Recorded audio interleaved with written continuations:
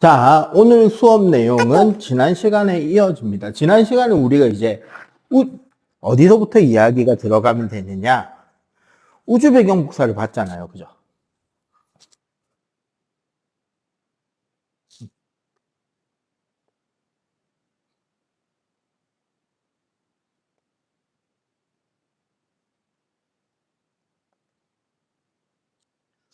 우주 배경 복사에서 우리가 알게 된 것은 뭐다? 우주 배경 복사 스펙트럼 성과 그것을 통해서 이제 빅뱅이 맞다는 걸 알게 되었고, 이 우주 배경 복사선에서 우리가 알게 된 가장 핵심적인 거는 우주의 밀도는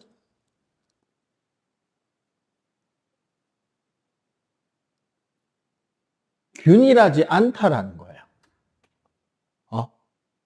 우주 배경 복사선에서 온도 차이가 발견이 되었고, 그 온도 차이는 결국 우주 곳곳에 있는 물질들, 바로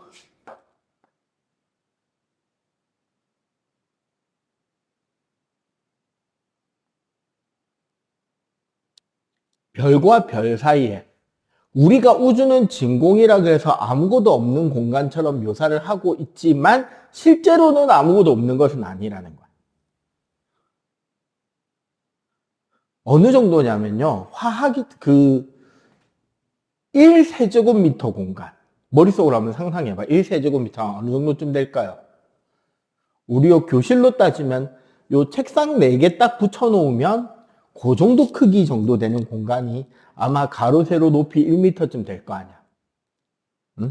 그러면 그 공간 안에 원자 1개 정도부터 진공이라고 이야기를 한다는 거야. 그러면 지금 우리 요 교실 안에 있는 공기는 어느 정도쯤 되느냐? 22리터에 22리터, 우리 그 생수통 11개, 그 안에 원자가 아닌 분자가, 산소 분자, 질소 분자 이러면은 원자 수가 훨씬 더 많아지겠죠. 2개씩 붙어 있으니까.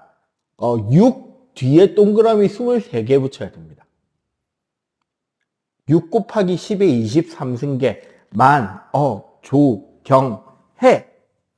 약 6,000해 개의 분자들이 고작 22리터에 들어있어요. 근데 아까 말한 가로 세로 높이 공간 있지?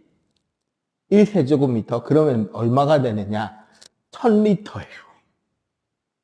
22리터에 6 곱하기 10의 23승계의 기체 입자가 있어야 되는데 1000리터의 원자 1개면은 진공 취급이 맞긴 하다는 거잖아. 그런데 우리가 지난 시간 스펙트럼 분석에서 알게 됐던 게 뭐다? 그럼에도 불구하고 우주라는 공간은 공간 자체가 워낙에 무지막지하게 크니까 그 안에 충분한 원소들이 있다. 걔네들이 뭐라 그런다? 성간물질이라고 하고요. 우리가 중등 과학에서 배우는 것들 중에 중3 과학에 보면 우주 배우잖아요. 은하와 우주. 거기에 보면 어떤 내용이 있었냐면 성운이라는 걸 배우죠. 뭐 발광성운, 반사성운, 암흑성운. 그 성운이라는 건 결국 성간물질이 우리 눈에 보이는 형태가 성운이다라고 생각하면 돼. 오늘 우리가 배우는 거는 별의 탄생과 진화, 그리고 그 과정에서 어떻게 현재 우리 우주에 존재하는 92가지 종류의 원소들이 만들어지게 되는지를 배운다고 보시면 돼요. 자, 그래서 이 성간물질에서 별이 태어나고 원소가 만들어지는 것을 단계 가급적이면 이미지화 시켜서 외우는 게 좋아요. 오케이? 자, 맨 처음에 살짝 모순적인 이야기부터 출발을 할게요. 성간물질, 즉 어떤 성운이라고 하는 주로 가스, 즉 우주 전체에서 상대적으로 밀도가 좀 더 높은 구간이 있겠지. 그런데 이 가스 성운의 밀도는 주위보다 높은데 온도는 주위보다 낮은 곳을 찾아야 돼. 요게 모순이에요. 어디가 모순인지 기억해 혹시? 지난 시간에 우리가 빅뱅 이론, 가모프와 호일의 이야기를 하고 할 때 나왔던 이야기가 그거잖아. 밀도가 높은 게 온도가 높다는 거였잖아요. 우주 배경 복사 이야기에서도. 그런데 그 높은 곳 안에서 요런 구간을 찾는 거야. 밀도가 높고 상대적으로 밀도가 높은 거에 비해 온도가 낮은 곳. 왜 이 두 개가 필요하냐면 밀도가 높으면 중력이 커집니다. 밀도가 높으면 중력이 커져요. 질량들과 질량들 사이에 거리가 가깝다는 소리니까, 그지? 온도가 낮으면 상대적으로 입자 운동이 줄어요. 이건 중학교 1학년 과학에서도 나오잖아요. 온도와 입자 운동의 관계. 즉, 중력이 크고 운동이 상대적으로 적은 곳에서 뭐가 일어난다?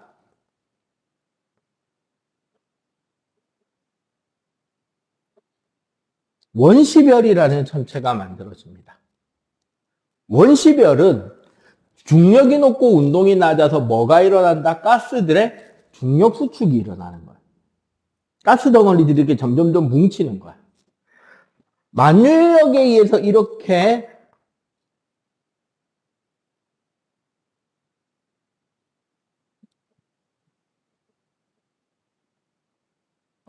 중력 수축을 하게 되잖아요. 그러면 어떤 일이 생기느냐? 상대적으로 각 가스들의 위치 에너지가 감소합니다. 상대적으로 입자와 입자 사이 거리가 짧아지는 게 위치 에너지가 감소하는 효과를 내고요. 위치 에너지가 낮아진다는 건 그 에너지가 다른 에너지로 전환이 돼야 되잖아. 맞지? 에너지 보존에 의해서. 감소되는 위치 에너지가 빛과 열을 방출하기 시작해요. 그리고 내부 온도가 상승을 시작합니다. 요 단계의 별을 원시별이라고 해요. 여기까지 이해가 되겠죠? 자, 그리고 여기서 되게 중요한 온도에 도착을 해야 됩니다. 바로 핵 주변의 온도가 이 별의 중심부 있죠? 별의 중심 핵의 온도가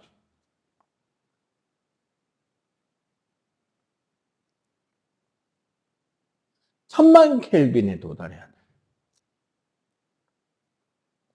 핵 주변부의 온도가 1000만 켈빈이 되면 현관물질에서 뭐가 가능해지느냐?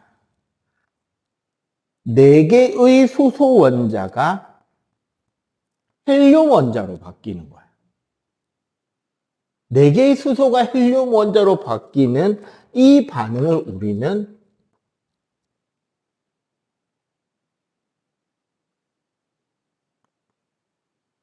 수소 핵융합이라는 과정이 일어난 겁니다. 이 과정에서 감소되는 질량의 광속의 제곱만큼의 에너지를 방출시키면서 이 별은 어떻게 되느냐? 아까 우리가 말했던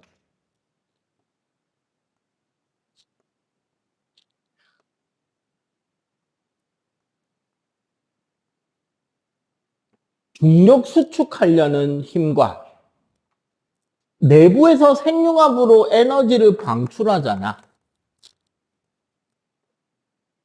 방출되는 에너지 때문에 별이 팽창하려는 힘이 같아져요. 그렇게 되면서 어떤 단계에 이른다? 중력 수축과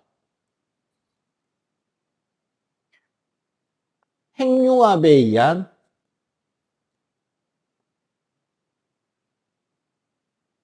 팽창하는 힘이 같아지게 되고, 수축하려는 힘과 팽창하는 힘이 같아지면 어떻게 된다? 크기가 일정하게 유지되겠죠. 맞지? 크기가 일정하게 유지되는 이 단계의 별을 우리는 위에다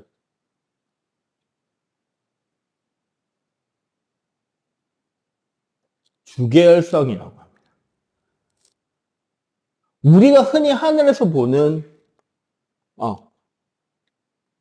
항성들, 별들의 대부분의 시기는 이 주계열성 기간에 지나가요. 수소를 헬륨으로 바꾸면서, 원래 이론적으로 따져보면 수소 원자 4개보다 헬륨 원자 핵 하나가 더 무거운 게 정상이란 말이야.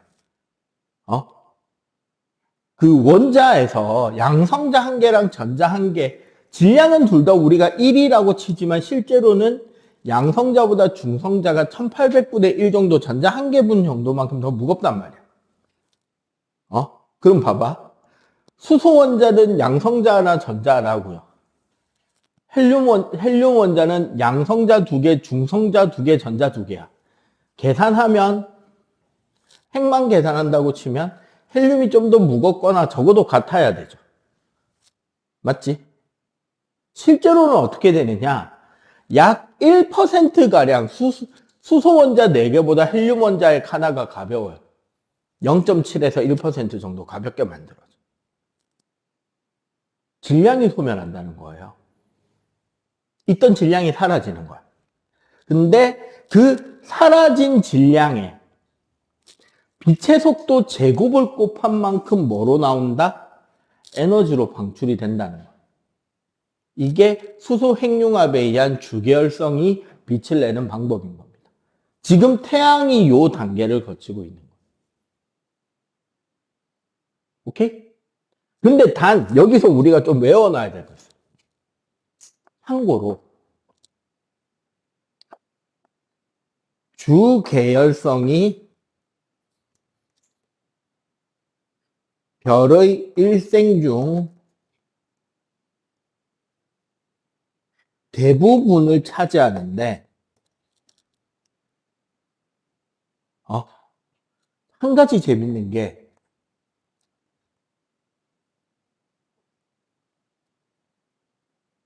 그 별에서 만들어진 뭉쳐진 성운에서부터 별이 되는 동안 질량이 클수록 수명이 짧습니다. 아이러니하게요. 우리 생각에는 봐봐. 더 많은 가스가 모이면은 원시별 지나서 핵융합을 더 오래 할 수 있을 거 아니야. 수소가 많으니까, 재료가 많으니까, 연료가 많으니까. 그런데 아이러니하게 어떻게 된다? 모인 질량이 크면 클수록 수명이 짧아지고요. 질량이 적을수록 수명이 더 오래 삽니다. 왜 이런 일이 생기냐면 여기서부터 설명해야 돼. 훨씬 더 큰 성운이 수축되기 시작하잖아. 그러면 내부에서 만들어지는 열 에너지의 양은 훨씬 더 커지겠죠. 맞지? 훨씬 더 커져서 1000만 켈빈에 도달하는 영역을 우리가 핵이라고 볼 때, 핵 자체의 크기가 어떻게 된다? 질량이 큰 성운이 압축되면 훨씬 더 커져 버리는 거야. 그래서 큰 질량으로 핵융합을 시작하게 되면 무슨 일이 된다? 너무 한 번에 사용해야 되는 수소의 양이, 방출하는 에너지의 양이 너무 커져 버리는 거야. 내가 이거 예를 많이 드는 이야기가 용돈 이야기인데, 여러분도 한 달에 용돈, 뭐 일주일에 얼마 아니면 한 달에 얼마 이런 식으로 받죠? 필요할 때마다 탔어? 일주일에 얼마 이렇게 받아, 한 달에 얼마 받아? 그러니까 일주일에 뭐 예를 들어 뭐 10,000원이면 15,000원, 5,000원 이렇게 받을 거 아니야. 그러면은 그 용돈 그냥 적당히 평범하게 지내, 특별한 일 없으면 그냥 일주일 딱 끝날 때쯤 되면은 거의 간당간당하거나 뭐 다 떨어지거나 운 좋으면 한 1, 2천 원 남거나 그러잖아. 그지? 근데 이제 곧 내년이 되고 설날이 되면 세뱃돈을 많이 받잖아요. 세뱃돈을 좀 받으면 거의 1년치 용돈을 받죠. 1년치나 반년치를 받게 되잖아. 반년 동안 쓰니? 반년 동안 써요. 한 달도 못 버텨요. 그지? 어? 아니, 저금하더라도, 그러니까, 자발적 저금 아니잖아, 솔직하게. 응?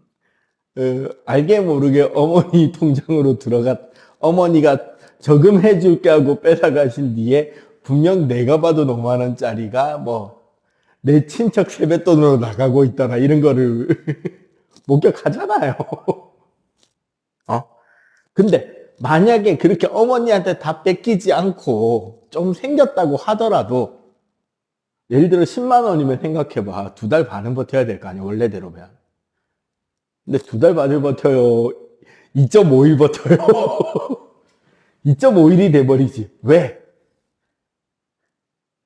돈이 많이 생겼으니까 한 번에 큰 걸 지르죠. 맞잖아. 괜히 전부터 사고 싶었던 예쁜 필통이나 예쁜 샤프나 뭐 우리 오빠 굿즈나 그지? 씀씀이가 커져서 어떻게 된다? 오히려 빨리 그 돈이 돈이 영원으로 쭉 꼬라박히잖아. 얘네들도 똑같다는 거야. 너무 큰 게 모이면 원심을 단계에서 핵이 너무 크게 출발하는 거야.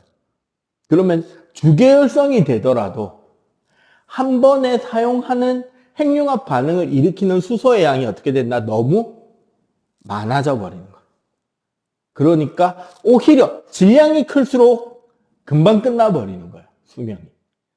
여기서 말하는 거는 주계열성으로서의 수명을 말하는 거야. 그리고 질량이 적으면 적을수록 가늘고 길게 살 수 있어요. 오래 가요.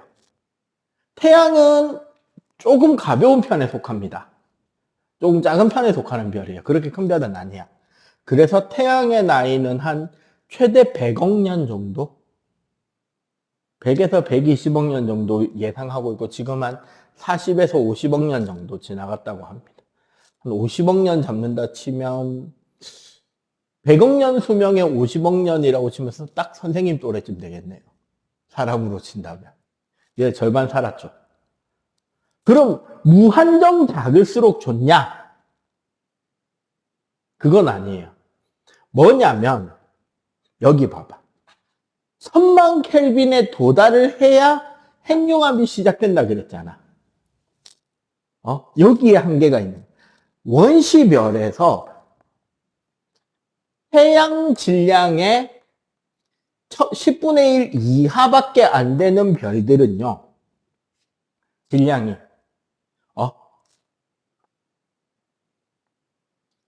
1000만 켈빈에 도달하지 못합니다. 한마디로 원시별에서 열과 빛만 내다가 그냥 죽어요. 태어나지도 못하고. 이런 거를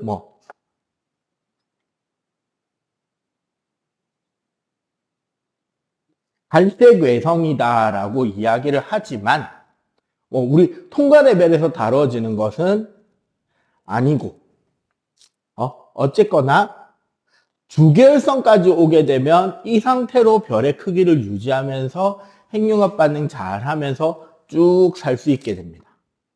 오케이? 이제 잠깐 뒤에 어떻게 별이 죽어서 원소들을 만들어 가는지를 배우겠죠. 자, 주계열성까지 왔을 때 결국 별의 내부에서 생길 수 있는 원소는 헬륨이죠. 수소는 언제 만들어지는데? 빅뱅 때 만들어졌죠. 자연계에는 우리 원소가 몇 번까지 있다? 92번인 우라늄까지 있어요. 그러면 3번부터 우라늄까지는 어떻게 생기는지 단계 공부하도록 할게요. 일단 요거 필기.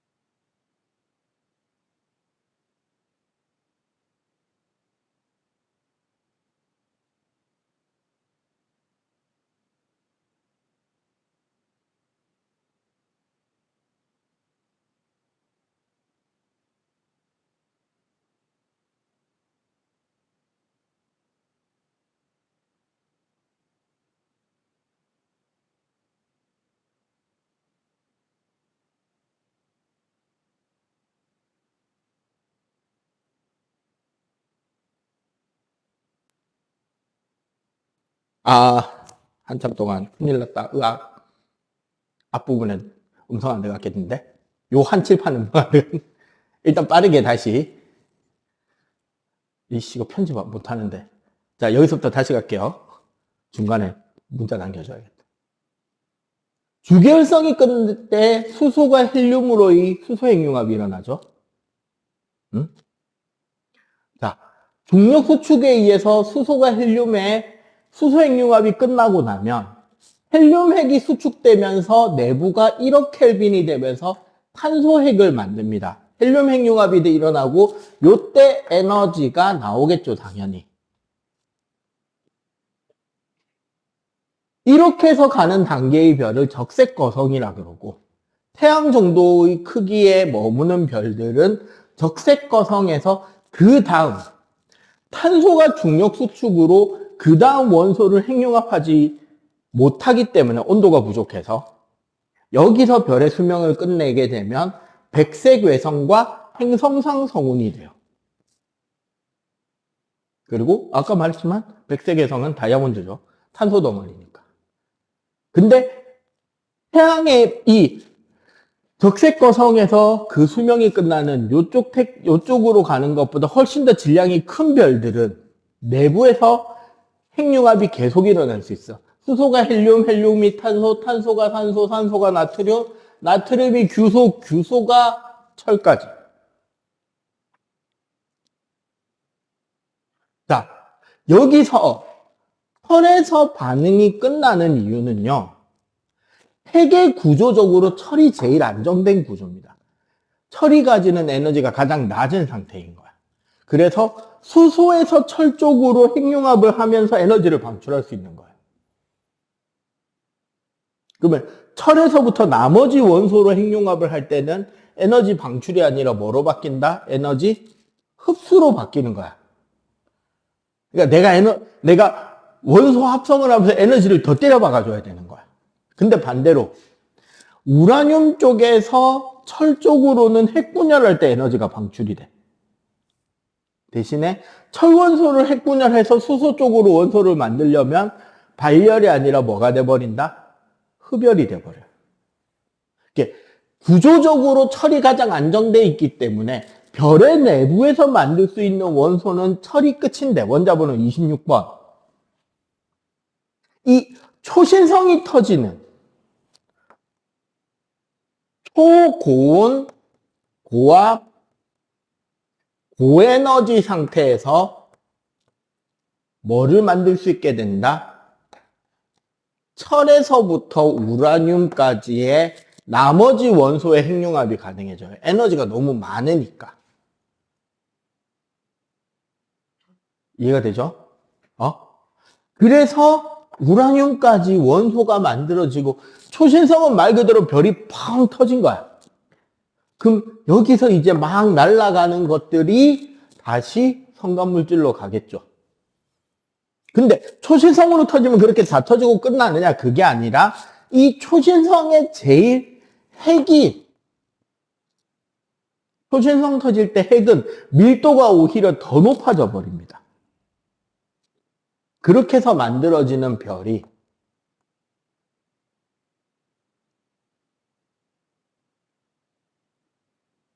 중성자별이라는 별이 돼요.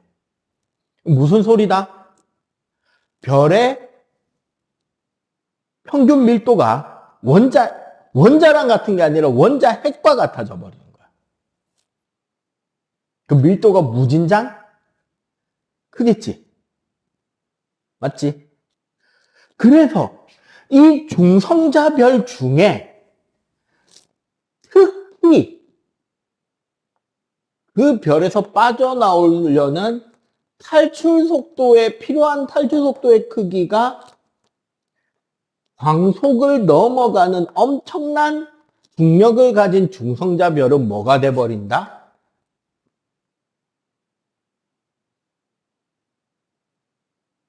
블랙홀이 되는 거예요. 그러니까 블랙홀이라는 별이 따로 있는 게 아니고 우리 체계는 마치 중성자별과 블랙홀이 따로처럼 보이는데 그게 아니에요. 아인슈타인의 일반 상대성 이론이라는 게 있어요. 현재까지 인류가 찾아낸 우주를 바라보는 최종 인간의 지식인데, 상대성 이론에서는 중력을 어떻게 설명하냐면, 여러분들 트램펄린 알죠? 그 키즈 카페 가면 폴짝폴짝 뛰댕기게 만들어 놓은 그거.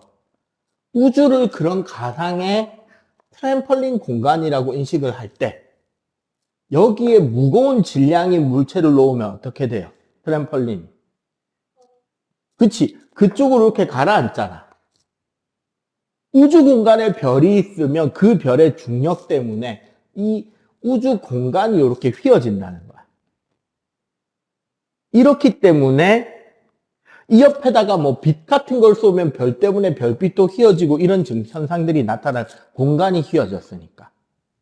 그리고 그 별에서 빠져나오기 위한 속도, 그걸 탈출 속도라 그러는데, 그거는 결국 어떻게 이해하면 되냐면, 요 밑바닥에서 요 평평한 표면까지 공을 굴려서 빼내는데 필요한 운동 에너지 크기로 탈출 속도가 설명이 된단 말이야.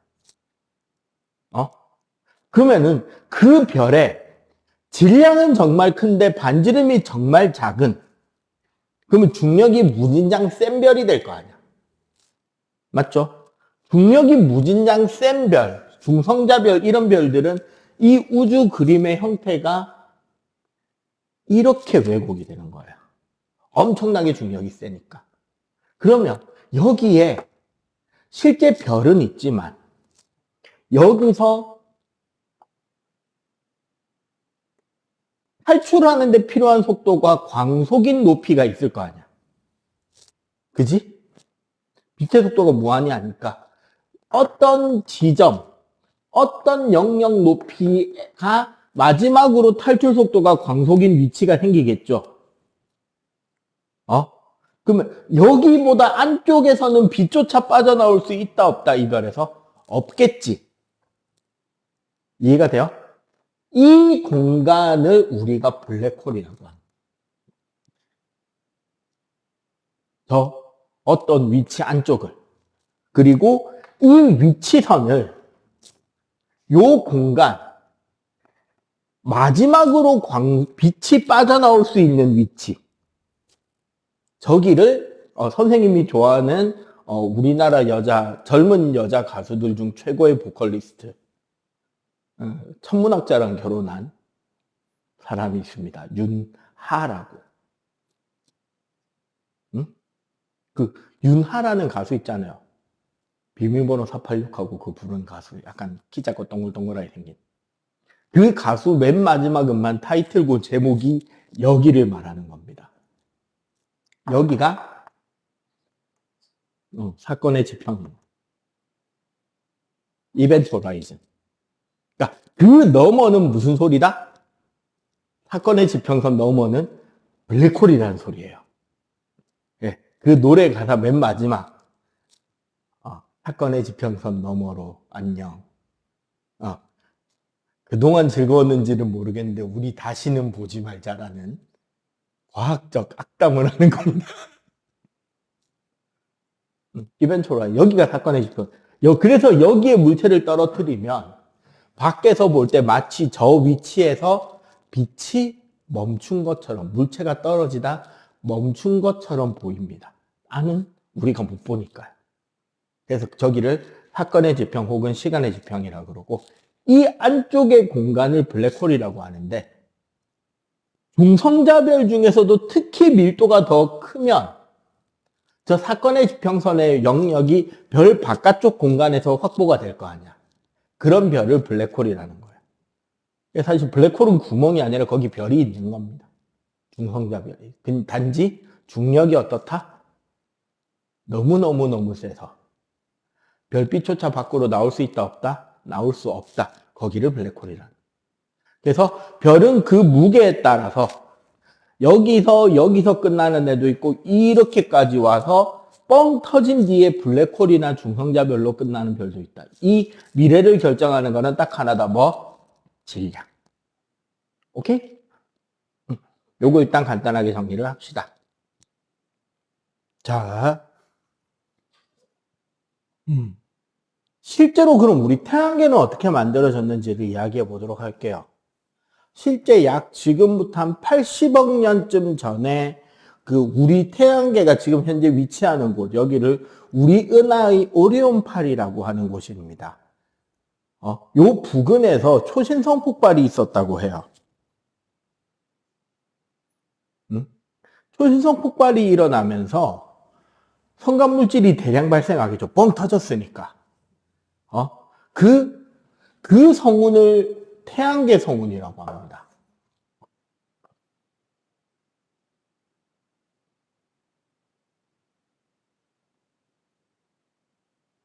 약 80억 년 전에 초신성 폭발로 만들어진 태양계 성운에서 원시별이 생기겠죠. 바로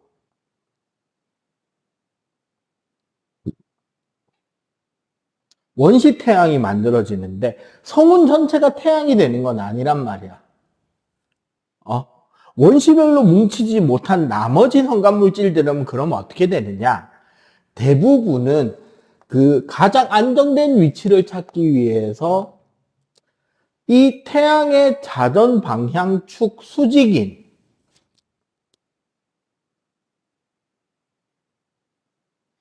그 적도면에 이렇게 원반형 구조를 만듭니다. 이 단계를 우리는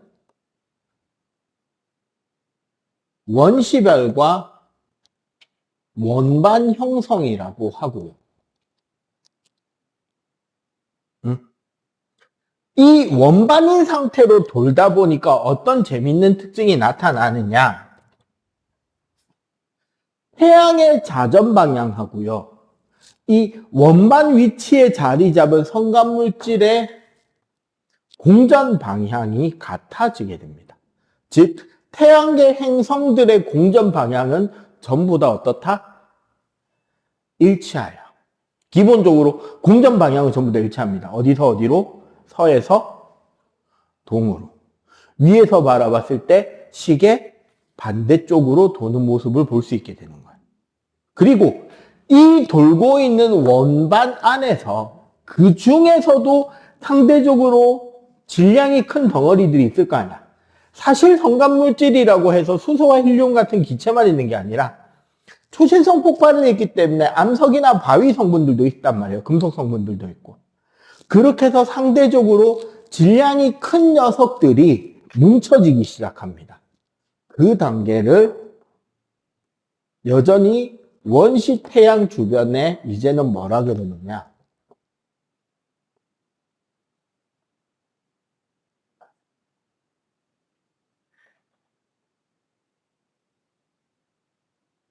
미행성체 고리 단계라고 이야기를 해요. 그러니까 미행성체라고 쉽게 말하면 바위 덩어리들이 주변에 도는 것끼리 뭉쳐지기 시작하는 거야. 덩어리들이. 그리고 걔네들의 도는 방향이 똑같은 게 여기서 심지어 얘네들도 똑같이 돌면서 뭉쳐진단 말이에요. 안정된 형태를 가지기 위해서. 그래서 실제로는 어떻게 된다? 자전 방향과 공전 방향까지도 다 똑같아야 돼. 물론 현재의 태양계 행성들을 중심으로 볼 때 마치 자전이 거꾸로 하는 것처럼 보이는 금성도 있고요. 자전축이 87도나 기울어져서 옆으로 굴러가는 것처럼 보이는 천왕성도 있지만 실제로 금성이 역자전을 하는 건 아니에요. 실제로는 금성이 역자전하는 건 아닙니다. 왜 금성이 역자전하는 것으로 보이냐면 아니야. 금성은 하루가 1년보다 깁니다. 이거 이야기하면 다 저 반응이네. 하루가 1년보다 길다는 게 무슨 소리예요? 자나, 그지? 공전주기보다 자전주기가 길어요.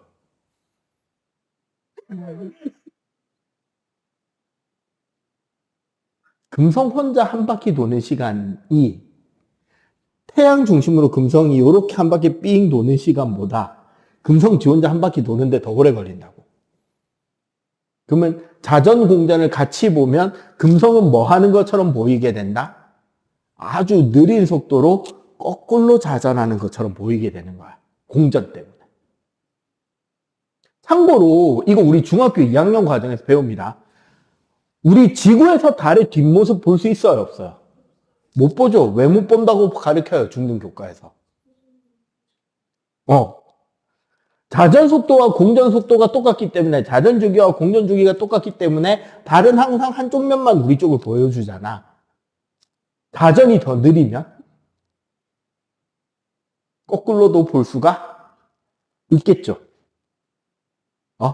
그런 특성인 거고, 천왕성 같은 경우 87도로 누워있는데, 이거는 나중에 우리가 지구 형성 이야기를 할 때 미행성체 충돌 과정을 이야기를 하거든요. 그 과정에서 축선이 돌아가 버린 겁니다. 회전축 중심이.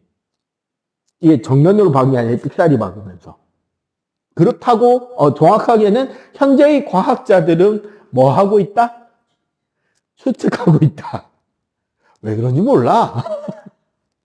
단지 그렇게 가정을 하고 그런 것들을 설명했을 때 일어날 수 있는 현상들이 주변에서 관측되었기 때문에 그렇게 보는 거죠. 이해가 되지? 자, 이렇게 미행성체 골이 원반이 미행성체가 되고 뭉쳐지기 시작하잖아요. 그러고 기다리고 기다리던 드디어 뭐가 만들어진다?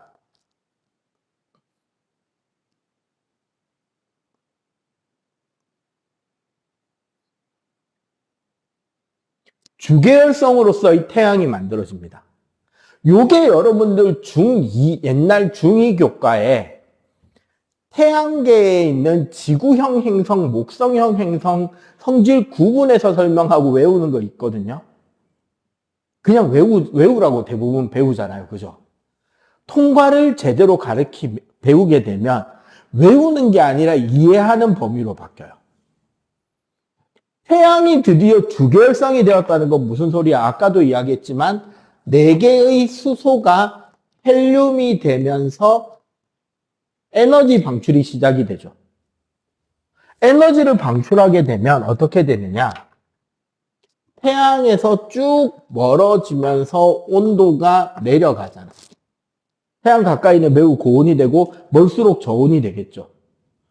이렇게 되면 어느 일정한 위치를 기준으로 이 미행성체 물질들의 분리가 일어납니다. 어떤 분리가 생기느냐? 안쪽에는 고온이잖아. 환경적으로 고온이죠. 고온이니까 녹는 점이 높은 물질들이 안쪽에 버티는 거예요. 녹지 않고 안 날아가고 버틸 수 있게 되는 거예요. 그래서 철, 규소, 마그네슘 같은 금속성 물질들이 안쪽에 남는 거야. 그럼 바깥쪽은 상대적으로 저온이죠. 저온이니까 끓는 점이 낮은 기체 성분들이 바깥으로 날아가요. 대부분. 그래서 여기에 나가는 게 수소, 헬륨, 암모니아나 메테인 성분들이 바깥쪽에 자리를 잡는 거야. 그러고 얘네들이 그 물질들을 중심으로 뭉쳐지는 거예요. 그런데 봐봐. 얘네들이 금속이니까 밀도는 크죠. 얘네들은 기체니까 밀도가 어때요? 작지? 근데 질량은 어떨까? 얘가 더 클 수밖에 없죠. 왜? 시작이 어디였어? 성운이었잖아. 액시단초 우리 지금 가스 먹은 거잖아요. 얘네들이 찌꺼기인 거야. 따지고 보면. 불순물인 거라고. 얘네들이 질량이 큽니다. 질량이 크면요. 중력이 세요. 그렇겠지? 중력이 세면 어떻게 되느냐? 일단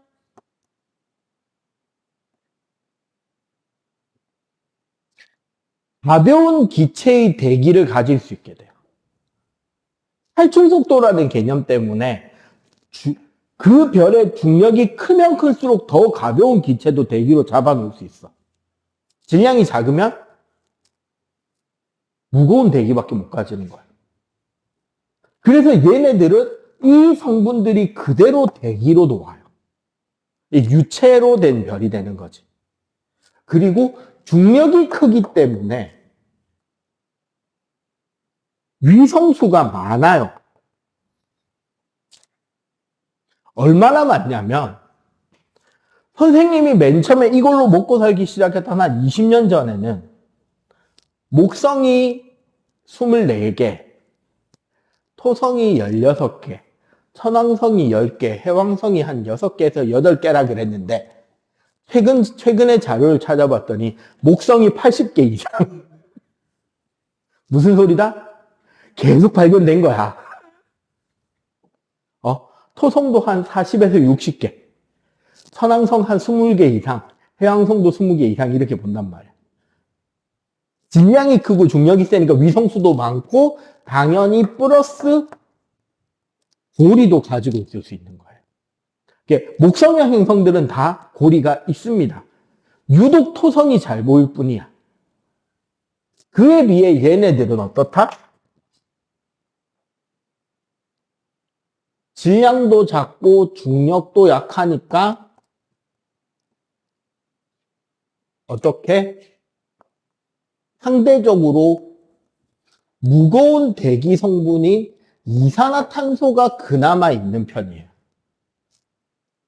근데 수성은 심지어 대기 없어요. 수성에 대기가 없어요. 별의 질량도 작고 질량만 작은 것 끝이 아니라 뭐도 문제가 된다? 온도도 높아서 기체가 너무 활발해갖고 다 도망가 버리는 거야. 그 다음에 지구는 그나마 질소 정도를 가지고 있게 됩니다. 그리고 얘네들은 위성 개수가 없고, 한 개 있고, 2개 있고.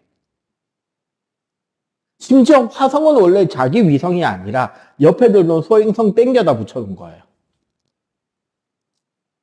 그리고 당연히 얘네들은 고리가 없겠죠.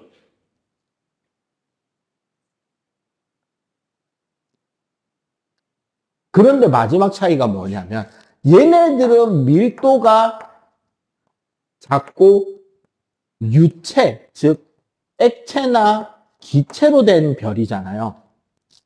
그러다 보니까 어떻게 되느냐? 별은 큰데 그 질량 중심 핵은 되게 작은 거야. 여기에 밀도가 모여 있어요. 별 전체의 밀도는 작고. 이렇게 되면 어떻게 되느냐?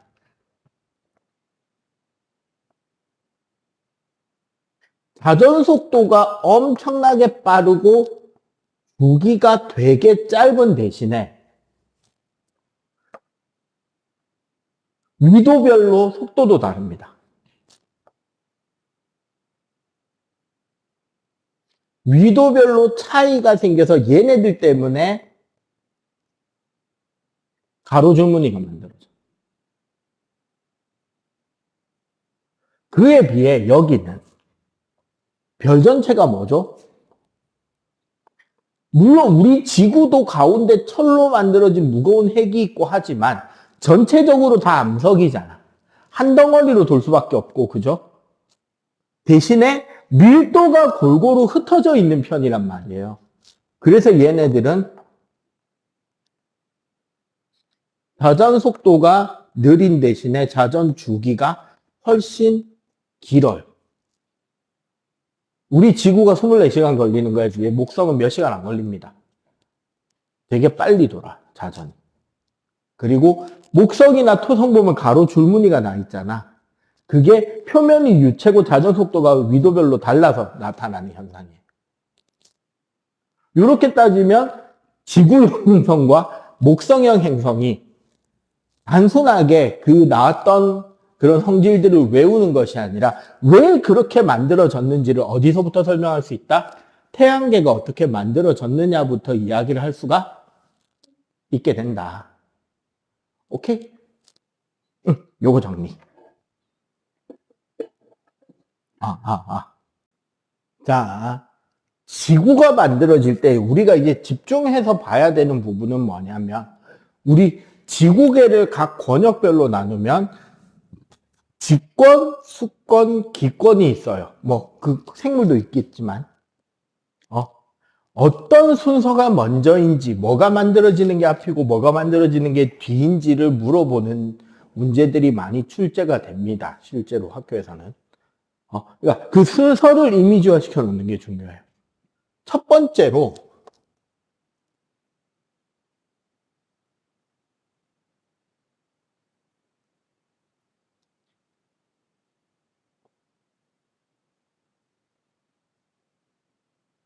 자, 바위 덩어리들이 대충 붙여놓은 것 같은 그림이죠.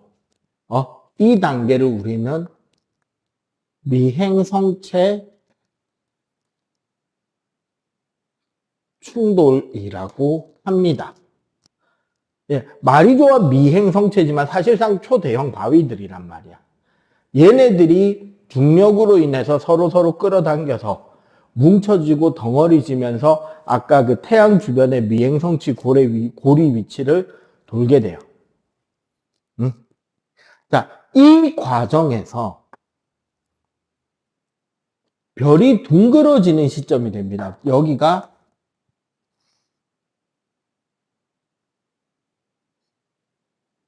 두 번째 단계인 마그마의 바다입니다. 미행성체가 충돌하는 과정에서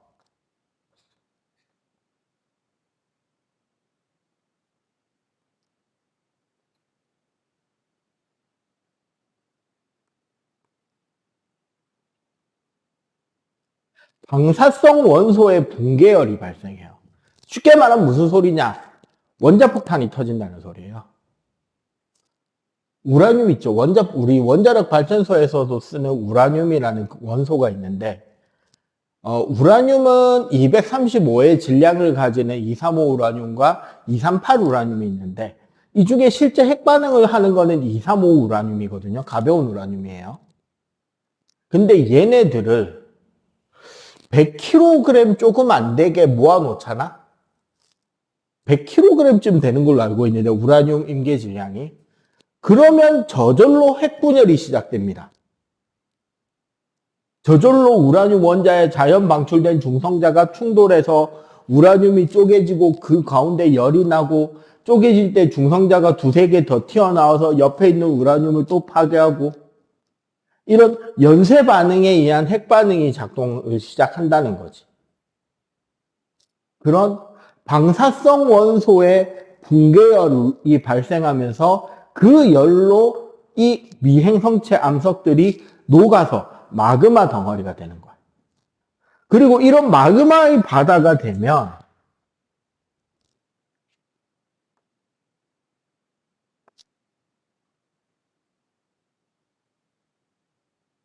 원시 대기가 만들어집니다. 이 원시 대기는 어디서부터 온 거냐면 미행성체에 들어있던 물, 즉 얼음이나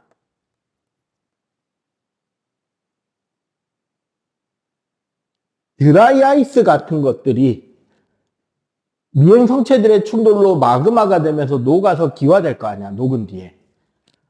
그렇게 해서 만들어진 원시적 대기권들이 이렇게 만들어집니다. 즉, 기권이 제일 먼저 만들어진다는 거야.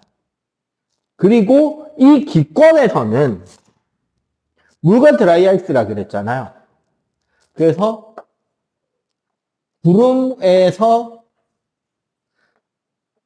비가 오기 시작은 해요. 물론 너무 뜨거우니까 애들이 표면에 닿기 전에 증발돼 버리겠지만, 자, 그 과정에서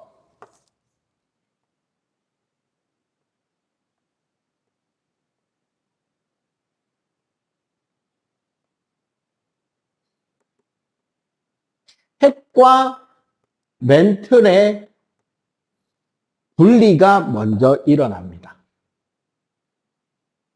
이때 핵으로 가라앉는 물질들이 우리 지구에서는 주로 철, 니켈 같은 금속류들인데 얘네들이 가라앉는 이유는 어떻다?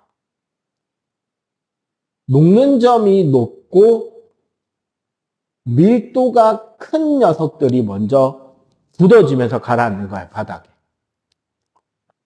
그렇게 해서 안쪽에 철을 주성분으로 하는 핵이 잡히고 바깥쪽에 가라앉고 남은 나머지 물질들을 우리는 멘틀이라고 부르는 단계가 된 거고. 여전히 지구에는 뭐가 있어서? 대기가 있어서 비를 뿌리고 있겠죠. 핵과 멘틀의 분리가 일어나고 곧 이어서 지각이 형성됩니다. 요 멘틀 위에 드디어 암석으로 된 지각이 형성이 되는 거지. 이때 지각을 이루는 물질은 반대가 되는 거예요. 얘네들하고. 어떻게? 밀도가 작은 녀석들이 식어서 굳어지면서 껍질을 만드는 거지. 그러다 보니까 이 밀도가 작은 녀석들이 주로 규소나 알루미늄이나 산소 같은 물질들이 많이 들어. 그래서 우리 지각을 구성하는 원소들 보면 산규, 알철, 카나칼마, 산소, 규소, 알루미늄, 철 이렇게 들어가죠. 지구 전체를 따지면 철산, 규, 마 순이란 말이에요. 철, 산소, 규소, 마그네슘 순이라고요. 왜? 안쪽으로 갈수록 뭐가 많다? 철이 더 많다는 거죠. 지구 전체적으로 볼 땐.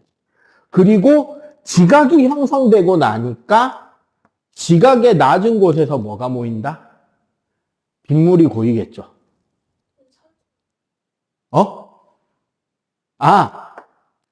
산화물. 규소나 알루미늄이 산소와 결합한 상태. 우리 보통 암석을 이루는 광물들을 규산염 광물이라고 뒤에 가서 배울 거예요. 그 다음에 여러분들 옛날 15계정 기준 중1 과정에서 암석 같은 거 배웠잖아요. 암석 배우는데 거기에 보면은 석영이 규소와 산소로 이루어진 광물이고요.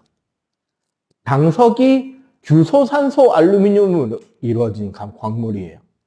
그리고 그런 규소, 산소, 알루미늄 외에 철이나 마그네슘이 섞이면 색깔이 어두워지는 각섬석, 감람석, 휘석, 흑운 얘네들은 이제 철, 마그네슘이 많이 섞여서 색깔이 거무튀튀해진 거고 그렇게 이제 연결이 되는 건데 그 지각의 낮은 곳에 빗물이 고여서